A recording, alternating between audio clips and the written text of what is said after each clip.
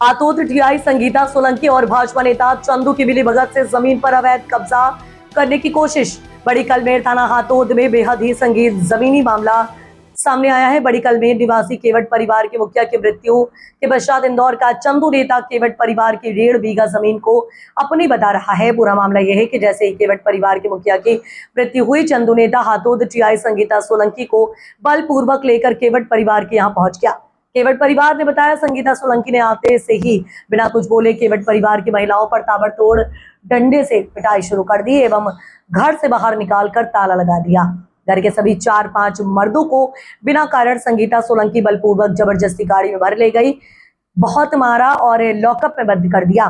कानून की नजरों से देखा जाए तो किसी भी पुलिसकर्मी को किसी भी परिवार पर इस तरह से लाठी चार्ज करके बाहर निकालने की अनुमति नहीं है।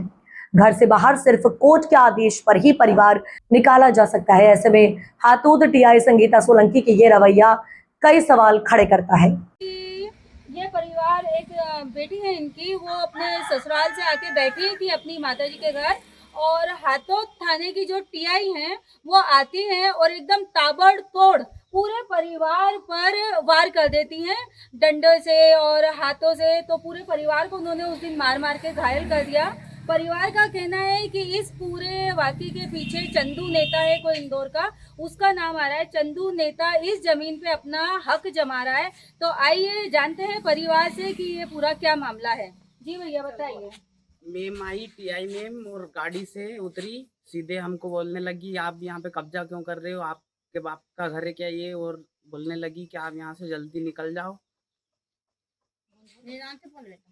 और हमारी बुआ जी आई थी यहाँ पे दिल्ली छुड़वाने, उनको मारने लगी, और मेरे फूफा जी को और मेरे अंकल जी को, पिताजी को, इनको गाड़ी में लेके चली गई। 4-5 दिन हो गए, अभी तक कोई वो पता नहीं चला कब छोड़ेगी मैम। मैम को सस्पेंड किया जाए। उन्होंने सिविल ड्रेस में आकर हमारे घर पे ताबड़तोड़ मारपीट करी। जी आप बताएं क्या घटना हुई है। ये मैम का इतना अधिकार नहीं है, मैम के वो आके सीधा डंडा उठाई। ए कई पूछताछ तो करनी चाहिए नहीं, घर पे आके सीधा घर से सबको डंडा से निकाल निकाल के मारा और धक्का दिया, और हमारे घर वाले को, मेरे देवर को और हमारे गांव के 2-3 मन्नत को सबको डाल लिया गाड़ी में। इतना अधिकार नहीं है उनका, उनको सस्पेंड किया जाए। माता जी कोई नोटिस नहीं, कोई कुछ नहीं, बस आके सीधे हमको धक्का लगा के बाहर निकालने लगी कि ये आपका कोई घर नहीं है, ये चंदू नेता का घर है और आप यहाँ से जल्दी निकलो। मुझे लगता है कि चंदू नेता ने टीआई मैम को पैसे देकर यहाँ पे पहुँचाया और हमको बाहर निकालने की बोला। हाँ, धमकी दी, और उनने चंदू नेता ने पुलिस को पैसा खिला के मेला नाटे मारकूट करी उसने हमको।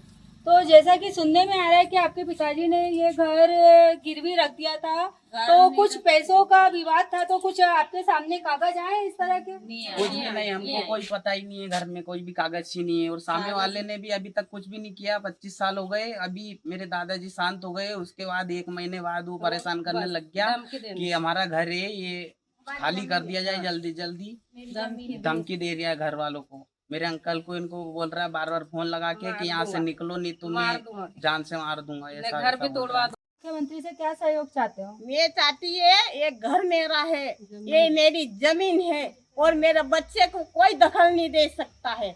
ये मेरा वादा है। किसी मेरा पूरा परिवार को किसी कोई धोखा नहीं देना चाहिए। कुछ भी हो जाएगा तो मैं इसकी जिम्मेदारी मैं बनूं, वो बनेगा। नाम आपका नाम? मेरा नाम सरजू बाई है। गांव बड़ी करमेल है। कौन लोग कब्जा करना चाह रहे हैं? वो इंदौर वाले चंदू नेता। हमको पता नहीं है, हम आके बैठे थे यहाँ पे हमारे पियर में, हमको भी पता नहीं, मेरे भाइयों को पता नहीं था। वो तो अपने पिताजी की घटना हुई 3-4 महीने पहले, तो इनके ज़मीन पे कब्जा करना चाह रही है वो। हमको कुछ पता नहीं उसके पास क्या कैसे पेपर गए, पापा ने कैसे दिए, क्या करा, हमको पता नहीं, मेरे भाइयों को पता नहीं है। सामने वाला अचानक सामने आया था, अचानक सामने आया तो हमको पता चला। हम मेरे भाइयों को धमकी दे रही है वो सामने से कि तुमको मार देंगे, निकलो घर में से, पुलिस दोबारा तुम्हारा घर खाली करवा देंगे, ऐसा बोल दिया वो सामने। और आके मैं बैठी थी मेरे ससुराल से, तो आके मार वो उसने पैसे भरे सामने वाले को, पुलिस को न इनको, तो वहां से भेजे उसने मुद्दा बना के, फिर वो आके मारने लग गए हमको। काहे के कौन लिए? लोग थे जो आपको लोगों को मार रहे थे? ये पुलिस वाले उठा के मारने लगे। टीआई मैडम, वो हमको क्या पता टीआई मैडम है, आके पूछताछ कुछ नहीं करी, आके मारने लग गई। उनके क्या हक बनता है हमको मारने का? सबको धक्का दे हाँ? दे फेंका बाहर। सबको, हमको, हमारे भाभी उनको, बच्चे उनको, लेडीज को, जेंट्स को, सबको मारने लगी है आके हमारे घर पे। तो जितने थे पाइप से मारा हमको, और वहाँ पे भी गए तो अंदर इसमें थाने में, तो मेरे को वहाँ पे भी 5-6 चनगट मारे। फिर मेरे भाई बहन बोलने गए कि मेरी बहन को क्यों मार रहे हो, तो माँ भी उठा के उनको, मेरे भाई बहन को मारा। क्या हक बनता है उसका मारने का, बताओ। ये जमीन तो हमारे पिता की है, हम तो बचपन से ही यहाँ रह रहे हैं। वो चंदू नेता कहता है कि ये घर मेरा, ये जमीन मेरी, यहाँ से निकलो, ये खाली करो। तो हमारा ये कहना है कि जब हमारा पापा जिंदा था 25 साल से चंदू नेता क्यों नहीं आया जमीन पे कब्जा करने और घर लेने? जब उसके पास पूरे पेपर है, उसके पास सबूत है, तो वो हमारे पापा के सामने क्यों नहीं आया? हमें तो आज तक पता भी नहीं है। हमें तो आज जब पता चला तब हमने मुद्दा उठाया कि हम इस जमीन के लिए लड़ेंगे। ये जमीन हमारे पापा की है, हम तो नन्हे से बड़े इस जमीन पे ही हुए। और उसके बाद अगर ये पेपर है तो उसने हमको कितना पैसा दिया, क्या दिया, उसका पेपर भी उसके पास होगा, हमारे पापा को उसने कितना पैसा दिया है, तो हमें भी पता चले। पर ये जमीन तो हम उसको कभी भी नहीं देंगे और ना ही घर देंगे, हमेशा यहीं पर रहेंगे, क्योंकि ये मेरे पापा का है, तो हम पूरा परिवार का पूरा का हमारा हक है यहाँ पर। उसने तो उन पुलिस वालों को भेजा और हम सबको घर से बाहर निकाला, और आधी रात तक हम वहाँ पुलिस स्टेशन में 1 बजे तक खड़े रहे। और आज मेरे भाई उनको 5 दिन हो गए हैं, जेल से छोड़ा भी नहीं अभी तक। तो मेरी रिक्वेस्ट है कि मेरे भाई उनको और मेरे परिवार को और मेरे गांव वालों को छोड़े, और हम तो ये केस लड़ेंगे और हमारी जमीन किसी को भी नहीं देंगे। हमारे बच्चे को कोई होना नहीं चाहिए, कुछ भी नहीं होना कुछ भी चाहिए। होना हमारे नहीं बच्चे को। चाहिए। चंदू नेता हमारे बच्चे उनको, मेरे भाई उनको धमकी दे रहा है, तो जिम्मेदारी इसकी चंदू नेता की पूरा रहेगी। काम प्रशासन से हम ये बच्चे- चाहते हैं कि हमें कोई भी सुरक्षा हो, कोई भी हानि हो तो इसका जिम्मेदार चंदू नेता रहेगा। ये हमारा पूरा परिवार इतना बड़ा यहीं रहता है, रात में दिन में। रात दिन में कुछ भी धोखाधड़ी हो जाए तो इसकी जिम्मेदार वो चंदू नेता ही रहेगा। हमारी वर्षा ना में दुश्मनी है, ना कोई लड़ाई झगड़ा है आज तक। हमारे पिताजी का संस्कार है इतना अच्छा है, उनकी कोई ना लड़ाई है, ना किसी से झगड़ा है, झगड़ा हमारे है, कोई पिताजी। दुश्मनी है। कोई दुश्मनी किसी जाओ से भी ना, पूरे परिवार, पूरे गांव वाले, पूरी दुनिया से पूछ लो उनका नाम, उनके बारे में सब बोलेंगे।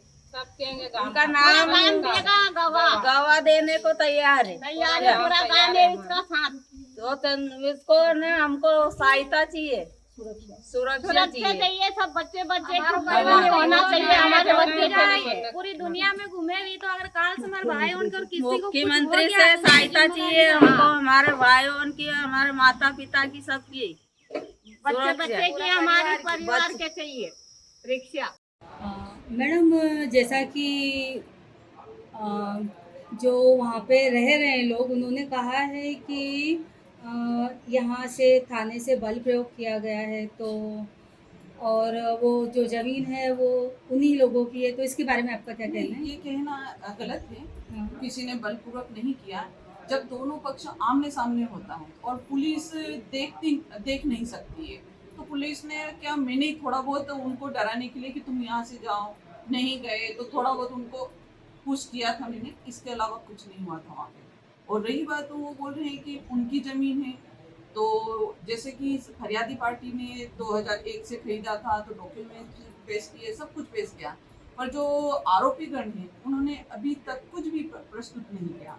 उन्हें शुरू से यही बोला जा रहा है कि आप डॉक्यूमेंट्स दिखाएंगे, पर आज तक डॉक्यूमेंट्स नहीं दिखाए। और जो डॉक्यूमेंट्स नहीं दिखा रही, ये जो अर्जुन केवट है, महेश केवट हैं और दरबार है, पूर्व में भी 2 की ज़मीन पे इसी प्रकार से कब्जा कर रखा है उन्होंने, और लोगों के साथ मारपीट करना, भगा देना। जब